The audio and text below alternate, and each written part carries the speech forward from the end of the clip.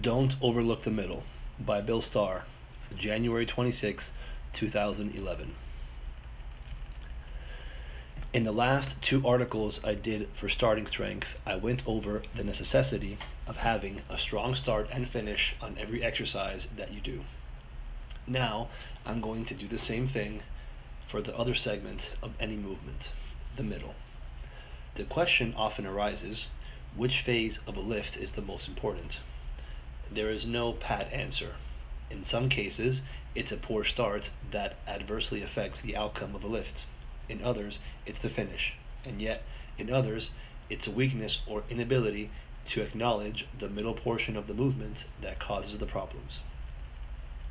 While all lifts are made up of three parts, start, middle, and finish, different exercises give you priority to one, or perhaps two, of these more so than all three. For example, when you get a powerful start to a power clean, the middle takes care of itself if you're paying attention at all, and the difficulty arises at the top. Same thing applies to a bench press, but not so on a back squat. The start is weak, and this carries over to the middle portion of the lift. So any aware lifter will recognize that he needs to spend more time and effort strengthening those muscles responsible for the start of the squat. The mid-range of an exercise is often taken for granted. When only lighter weights are being used, as in the case of many fitness programs, this doesn't pose much of a problem since the athlete isn't going after any demanding poundages. However, for those who are seeking a higher level of strength, the middle matters a great deal. Rather ironically, most of the weak middles that I have dealt with have come about because the athletes have exceptionally strong starts, which, in the total scheme of things, is a positive. Yet, it can camouflage a shortcoming in the middle phase of an exercise. These show up mostly on back squats and pressing movements such as flat bench, incline bench, and overhead press. Here's how it plays out. The athlete knows how to utilize his hips to provide a powerful thrust out of the deep bottom position of the squat. Many football players in particular come to the weight room with a great deal of muscle in their hips and legs. As they learn the proper form on the squat and add strength to their lower backs, that initial punch from the hole gets even stronger. So strong, in fact, that they can blast the weight from the bottom right up through the middle range where they can shift their attention to the finish. Which is great because the gains come rapidly. That is, until he starts handling weights that are so heavy that he can no longer explode them through the middle range. What happens? He fails with those poundages simply because the groups that grind the bar through the sticking points are lagging behind those utilized in the start. Some have been able to gut it out and bring the bar through that sticking point, but then they have nothing left for the finish. Many falsely assume that they're weak at the finish and spend time making that part of the lift stronger. It seldom dawns on them that the middle is not getting enough direct work. The middle is sort of the stepchild of strength training. Then there are those who do not have disproportionate strength in their middle backs. They're actually quite strong and not the reason why the lift is missed. What causes the failure is the athlete doesn't know how to involve the muscles and attachments of his back at the correct time during the execution of a lift. What most athletes do is concentrate on a strong start, then they immediately shift their focus to the finish. Again, with light weights, this works out just fine. But when the numbers climb to a PR range, this two keys approach isn't successful. When you're going after a max attempt on any lift, you must make sure you include all three segments of a movement, start, middle, and finish, in order to make that lift. Although a weak middle is fairly hard to spot on the squat, it is very easy to see on the flat and incline bench, as well as the overhead press. Of all the lifts in weight training, I see more evidence of a weak middle range in the bench press than any other. This is because so many athletes in their quest for a higher flat bench resort to rebounding the bar off their chest and bridging when the bar sticks in the middle. They use these methods of cheating from the onset of training, and for a while they are rewarded. Their bench numbers keep climbing, so they continue to play havoc with their shoulders, elbows, wrists, and chest, so they can say they're benching 250 or 300. But it's a dead-end street. Eventually, the sloppy technique will start to take its toll on the offended joints, and sooner or later, even with a huge rebound off the chest and a bridge that resembles a headstand, the weight cannot be locked out. What these lifters have to do, and I've only met a handful who were able to swallow their egos and do it, is to go back and start from scratch. They must learn to bench press flawlessly, and this may mean taking as much as 100 pounds off the bar. Learn to pause the bar on your chest for a long 1 second count, and keep your hips planted on the bench throughout the movement. Few believe me when I tell them if they will clean up their form on the bench and continue to use it, they will eventually exceed what they were handling while rebounding and bridging. Yet, I know it can't be done because I've seen it happen many times. The most dramatic was my experience with John Phillip. I met John at the weight room of Church College of Hawaii in Lae, about 1 month after I had moved to Oahu. I had heard of him from almost the first day I stepped on the island. He was a legend and was considered, rightly so, the most physical being in all of Hawaii. The weight room was small, but had all I needed. I was the only white person training there. I had got special permission from the athletic director to train just as long as I was willing to help the other students with their lifting. I didn't see John for quite some time because he was coaching the rugby team. He was the best rugby player on the island, an All-American, and 10 times Hawaiian wrestling champion. In high school on Tonga, he ran a 10-second 100-yard dash. One afternoon, this specimen came into the weight room. He had an afro and weighed 280, with most of it in its upper body. Everyone greeted him warmly and deferred to him when he wanted to use the bench, which, as it turned out, was the only station he ever used. Which was the norm for this group. I was the only person who squatted or did any pulling.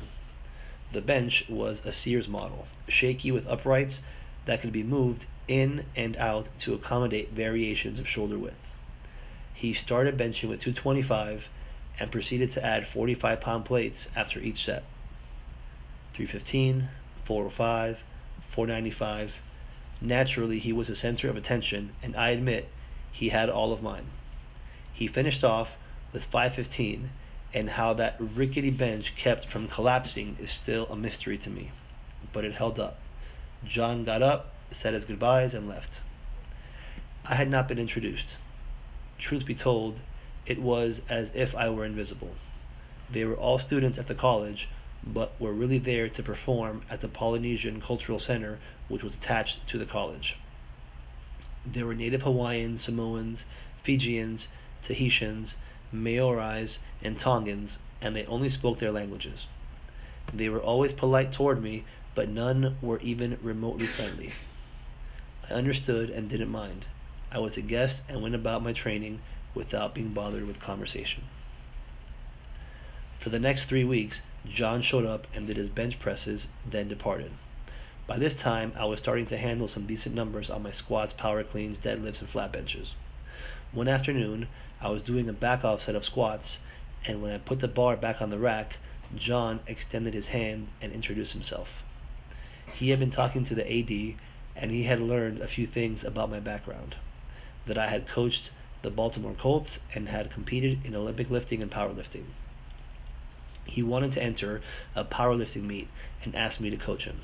He had never squatted or deadlifted, but I knew he was in a class all by himself when it came to benching. I agreed with one stipulation. He had to learn to do a legal bench press. I explained the rules about rebounding the bar off his chest, which he did in excess, and also that his hips had to remain on the bench from start to finish.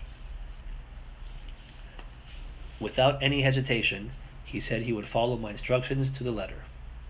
I had my doubts. Not that he couldn't do the competitive lifts, but that he could deal with his pride and start using a lot less on his pet exercise. We started in that day.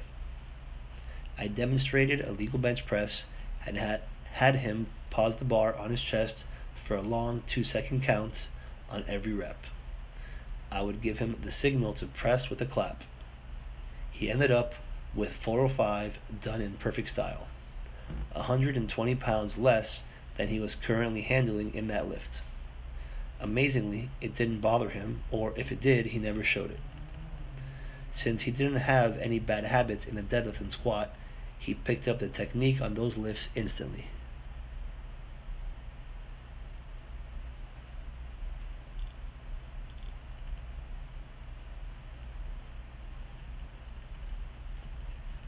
Three months later, he competed in a meet in Honolulu and finished with a 555 bench, 10 pounds more than he was doing with a sloppy form in the gym. And 18 months after he learned the power lifts, he won the silver medal at the World Championships in Birmingham, England in 1975. The point of the story being, John kept his ego in check and, as a result, became one of the strongest men in the world. If he would have lacked self-confidence, this never would have happened. He had to back way down in order to strengthen his weak area, the middle. And when he did that, he was over the hump in terms of getting considerably stronger. A weak middle can also happen with overhead press when the athlete gives a little knee kick to set the bar in motion off his shoulders. Of course, this is okay if his intent is to push press the weight, but should he be trying to improve his military pressing prowess, it will eventually get him into trouble, because a military press must be done with knees locked. So when he tries to press a heavy weight correctly, it will hit the wall in the middle, since those groups have been neglected with the knee kicks. Pulling movements need a strong middle due to the fact that the motions are much longer than in shoulder and leg exercises, especially power cleans, power snatches, full cleans, and snatches. When the middle isn't as strong as the start off the floor, that relative weakness displays itself very readily. Or in many instances, it isn't a weakness at all, but rather a lack of understanding how to incorporate the middle into the pull at the right time. But one thing is certain: if a max attempt comes to a halt on the way up in any of the explosive lifts I mentioned, you're dead meat. There is no possible way for you to restart it with enough force and speed to make that lift. This often comes about because the lifter is only thinking of a strong start and a snappy finish. The athlete's notion is, if I get a great start, the bar will zip through the middle range, and then all I have to do is lean into the finish. Good idea on paper, not so good in reality. Then there are those who are well aware that there are 3 segments to a successful pull, but do not make the transition from one to the other quickly enough. When I watch some do a power clean, for instance, I can identify the 3 separate phases of the movement clearly, as there is a noticeable pause between start, second pull, and another at the finish. I know that athlete needs to make some adjustments in his or her pulling technique. There are 2 courses of action to take to develop a stronger middle on squats, all forms of pressing, and any pulling exercise. One is to make the muscle and attachments which do the actual work of moving the bar through the middle range stronger. The second is to learn how to blend the start with the finish more successfully. I'll get to methods to improve strength later on, but first I want to go over the latter problem, involving the middle more on any exercise. The first step in the process is quite simple. Just recognize that the middle plays a critical role in any primary exercise, and naturally is also a part of all auxiliary movements, but to a much lesser degree since lighter weights are used. At the same time, do not consider the middle range of a lift as a separate entity, but rather as a very rapid extension of the start. The trick is to learn how to blend the two in a smooth, fast manner. To help athletes learn how to do this for any pressing exercise, I use the incline press. In fact, I use this lift to teach them the concept for the squat and pulls as well for several reasons. The incline is a controlled movement with the athlete firmly locked into the incline bench with the bar moving upward right in front of his eyes. This lets him get visual feedback right away. The lifter can see if the bar is stalling at the middle point of the lift and learns how to remedy it right away. It's also the purest of the pressing exercises. If an athlete tries to rebound the bar off his chest in the incline, it will run forward, and if it runs too far out of the correct line, the lift will be lost. Should he attempt to bridge when the bar sticks in the middle, he finds that maneuver next to impossible to accomplish. I've seen it done, but rarely, and they don't do it for long because their lower backs took the brunt of the cheating move. The upward and downward stroke on the incline is in a straight line, and the bar travels very close to your face, almost touching your chin. This means the bar is only inches from your eyes for the start and middle, so it's easy to see if it hesitates in the transition phase.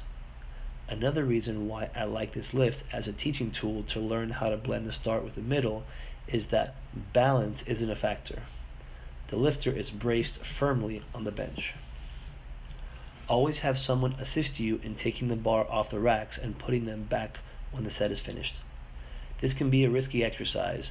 I know of one case where a football player decided he didn't need a spotter, got the weight off the uprights all right, but when he finished, he blindly flipped the weight back to those same uprights.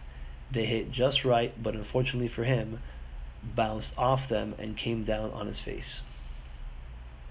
On a signal, have someone help you remove the weight from the rack and then hold it for a second or two to make sure you have under control.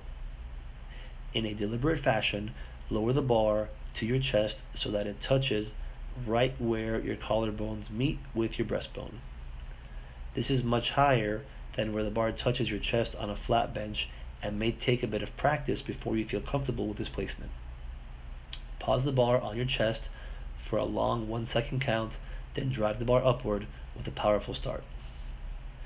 Every beginner I ever coached would always drive the bar off his or her chest and then wait just a nanosecond before following through to the middle portion of the lift. It's as if they're waiting to find out if they gave a strong enough start to try and finish the lift, and that's where the problems come in. What you want to do is blend the two movements into one fluid motion. As soon as you drive the bar upward, squeeze back into the bench and put more power into the bar. There's no gap between the start and the middle. It's now just one powerful thrust, and the bar will climb right through the sticking point. Now, all you have to do is continue applying pressure to the bar, and it will float to the finish.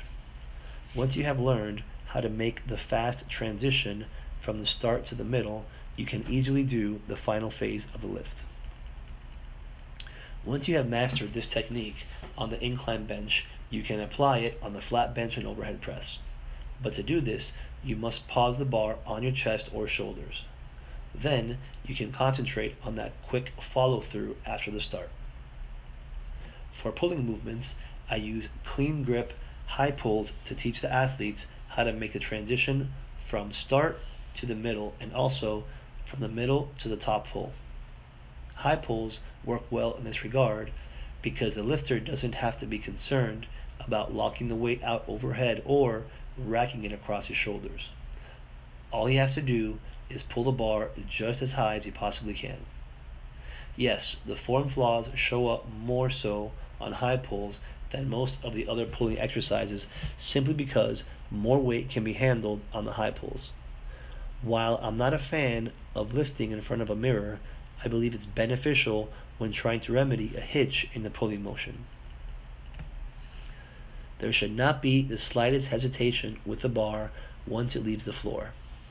As I've written countless times, the bar should resemble a whip, slow off the floor, picking up speed through the middle, and no more than a blur at the top. Strap onto the bar and use moderate weights until you're satisfied that you're pulling correctly. By observing yourself in the mirror, you will be able to spot any break in the flow of the bar upward instantly. As with the incline bench, blend the start right into the middle and continue to pull hard so that the middle moves smoothly into the final pull. This may not happen right away, but practice will pay off eventually. As I mentioned earlier, the reason why some athletes have difficulty with the middle portion of an exercise is that the muscles and corresponding attachments utilized in moving a heavy weight through that range are lagging behind those responsible for the start and finish. Here are some ideas for improving strength in the middle range. The first step is to find out if those groups are indeed relatively weak. This can be determined in a power rack. Begin at the point where the bar breaks off the floor. Load a bar with about 100 pounds less than your best deadlift. Place pins at mid-thigh and pull the bar up to those top pins for 5 reps. Next, move the bar onto those top pins and using the same weight as you handled with the first move off the floor, pull the bar through to lock out for 5 reps. You'll be able to tell right away if your middle is lagging behind your start. If it is, use that second position as your strengthening exercise until it's as strong as your initial move off the floor. I don't even bother checking for any pressing movements because I'm willing to bet that the middle range is weaker than the start. So get in the rack and with the bar set on pins at the midpoint of the flat bench, incline, or overhead press, move the bar off those pins and press to lock out. Even if the middle portion of the pressing movements aren't that much weaker than the start, this exercise will greatly improve your pressing power. Same deal for the squats. Place the pins in the rack right at the midpoint of the squat. Then get under the bar and squat it 5 times. Make sure you come to a complete stop on every rep. Otherwise, the exercise will not bring the desired result. After doing these mid-range movements for a few months, you'll get more out of the isometric holds. They, of course, can be done sooner than this, but the strength gained while doing the lifts from the middle will help you handle a great deal more on the isometric contractions. The positioning of the bar for the various lifts will be the same as you used when you started in the middle, only this time the bar will only move an inch or so, depending on how far apart the holes in the rack are spaced. I'll use the clean grip pull as my example, but the action is identical for any pressing exercise and for front or back squats. 1 set of pins at mid-thigh with a second set locked in at the next highest hole in the rack uprights. Since this is very concentrated work, it takes some practice to learn to do it correctly. So it's best to do several sets in the beginning to help you get the feel of what you're trying to accomplish. Start with a moderate weight, such as 225. Strap onto the bar, make sure your body mechanics are perfect, then ease the bar off the bottom pins and tap it against the top pins for 2 reps. On the 3rd rep, hold the bar strongly up against the top pins for a short 3 count. Load the bar to 275 or 315, depending on your level of pulling strength. Repeat what you did on the first set. For your final work set, put enough weight on the bar so that you have to fully exert yourself, but not so much that you can't hold the bar up against the top pins for the required count. There are 2 ways to do the work set. 1, follow the same pattern as you used for the first 2 sets. Tap, short hold, then lock the bar against the top pins for a long count of no less than 8 and no more than 12. 2, just do a single rep and hold it for an 8 to 12 count. Either is effective just so long as you give your absolute maximum effort with that final hold. Keep in mind that the time element is far more important than how much weight is on the bar for isotonic isometric contractions.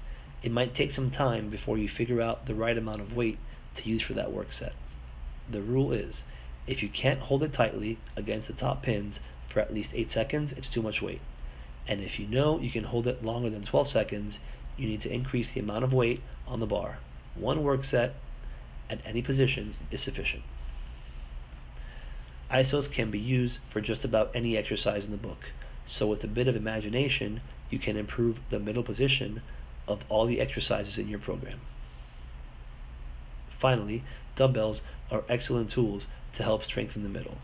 They're useful because the first move off the shoulders for any pressing movement has to be done deliberately, and this forces the middle range muscles to come into play sooner and with more intensity than when using a bar.